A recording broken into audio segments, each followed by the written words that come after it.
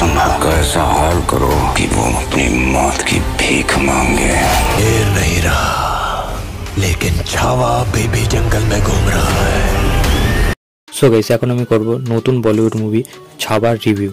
সিনেমার মেল লিডে আছে বিকি কৌশল, রশ্মিকা মন্দানা, অক্ষয় খান্না, এছাড়াও আরও অনেকে। এটা একটা periodic action drama film. Chhatrapati Sambha মহারাজের ওপর বেস করে সিনেমাটা বানানো হয়েছে।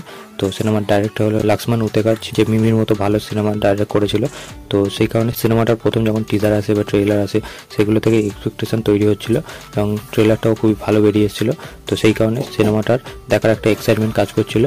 তো সিনেমাটা যে দেখলাম সেটা ফুলফিল করতে পারলো, তো সেটা নিয়ে আজকের কথা হবে। তো ফার্স্টে যদি গল্পটা অল্প করে বলি, তো এখানে ছত্রপতি শিবাজি মহারাজ মরে যাওয়ার পরে মারাঠিদের মধ্যে সেই বীর যোদ্ধা আর বেঁচে নেই, এমনটাই মনে করে ঔরঙ্গজেব। তো সেই কারণে দক্ষিণী দিকটা তারা কবজা করতে চায়, কিন্তু তারপরেই এই ছাবার উৎপত্তি হয়, মানে সাম্বা মহারাজের। তো তারপরে ঔরঙ্গজেব এবং এই সাম্বার কীভাবে ক্লাস হবে, তাদের দুজনের ব্যাটেল কীভাবে চলবে, সেটা নিয়েই মেনলি এই সিনেমার স্টোরি। এবার যদি এই সিনেমার পজিটিভ এবং নেগেটিভ পয়েন্ট নিয়ে কথা বলি, তো প্রথমে সিনেমার যে পজিটিভ পয়েন্ট সেটা হলো বিকি কৌশল। লাস্ট কিছু বছরে তার যেরকম স্ক্রিপ্ট চয়েস এবং সিনেমাতে সে যেরকম পারফরমেন্স দিচ্ছে, সেটা মানে দেখবার মতো। এই সিনেমার মধ্যেও তার লাস্টের দিকে যে লেভেলে পারফরমেন্সে ডেলিভার করেছে, সেটা দারুণ। এবং সেখানে পড়ার অনেক কিছু ছিল এবং সে চোখ মুখ দিয়ে যা অ্যাক্টিং করেছে, তার অ্যাগ্রেশন যেরকম মানে ক্যারেক্টারটা পুরোপুরি দরকার ছিল, প্রপার সেইভাবেই সে ডেলিভার করেছে এবং সেটা দেখতে দারুণ লাগে। এবং তার যা এনার্জি, তার যা অ্যাক্টিং, সেটা দেখেই ভুসবাম দেয় শেষের 30 মিনিটে। এছাড়াও বাদবাকি সাইড কাস্টে যারা ছিল প্রত্যেকে ভালো কাজ করেছে। আশুতোষ রানা, অক্ষয় খান্না, এছাড়াও অনেকে, এবং একজন কবির রোল আছে, সেও দারুণ পারফরমেন্স দিয়েছে। অ্যাক্টিং ওয়াইজ তো খুবই ভালো কাজ করেছে। রশ্মিকাকে নিয়ে আমার একটা নেগেটিভ পয়েন্ট আছে। এছাড়া সিনেমার মধ্যে বিজিএমের কাজ ক্লাইম্যাক্সের দিকে খুবই ভালো, যেটা ভুসবাম ফিল করায়, সিনগুলোকে এলিভেট করতে সক্ষম হয়। সেটা সিনেমার যেহেতু প্রোডাকশন বা যেটা আছে স্কেল আছে, সেটা দেখতে ভালো লাগে। গ্র্যান্ডিয়ার ব্যাপারটা স্পষ্ট বোঝা যায়।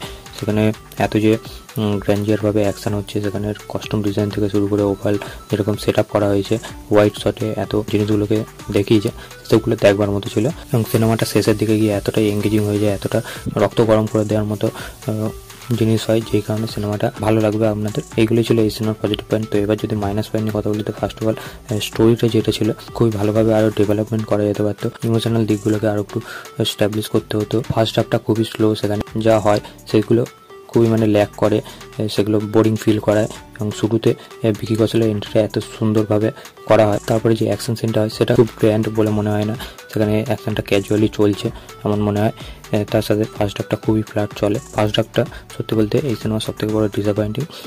সেখানে সবাই অভিনেতারা তো ভালো কাজ করেছে, কিন্তু স্টোরিটাকে আরও ক্রিপি করতে হতো। সেখানে টান ব্যাপার থাকলে সেটা আর একটু বেশি ভালো ফিল করাতে পারতো। সেখানে ইমোশনাল ডেপথগুলোকে আর একটু ভালোভাবে স্পেস দিলে বেশি ভালো হতো। রশ্মিকা এবং বিকি কৌশলের যে ইমোশনাল বন্ডিং, সেটা ক্লাইম্যাক্সে গিয়ে সেইভাবে ফুটে আসে না।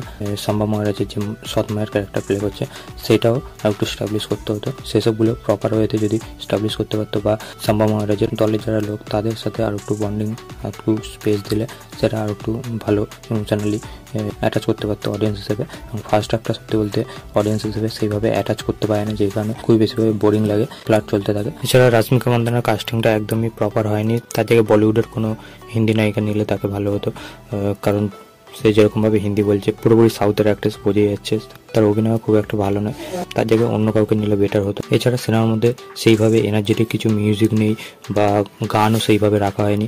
তো সেই সবগুলো দরকার ছিল। এরকমই ওয়ার যুদ্ধের সিনেমাতে থাকে, সে কেসারি হোক বা বাজিরাও মাস্তানি, পদ্মাবাদ, এসব সিনেমাতে যেমন এনার্জেটিক কিছু গান আছে, তো সেরকমই গানের দরকার ছিল, যেটা পুরো সিনেমায় নেই। এবং অনেক সিনকে ট্রেনে বড় করা হয়েছে ফার্স্ট হাফে, স্পেশালি লাস্টের 45 থেকে 50 মিনিট সুপার ছিল, যেটা পুরো সিনেমাটা একদিকে এবং লাস্টের এই 50 মিনিট আলাদাই হয়েছে। তো ওভারঅল আমার এই সিনেমাটা একটা ডিসেন্ট সিনেমা মনে হয়েছে, ঠিকঠাক, একবার অবশ্যই দেখা যায়।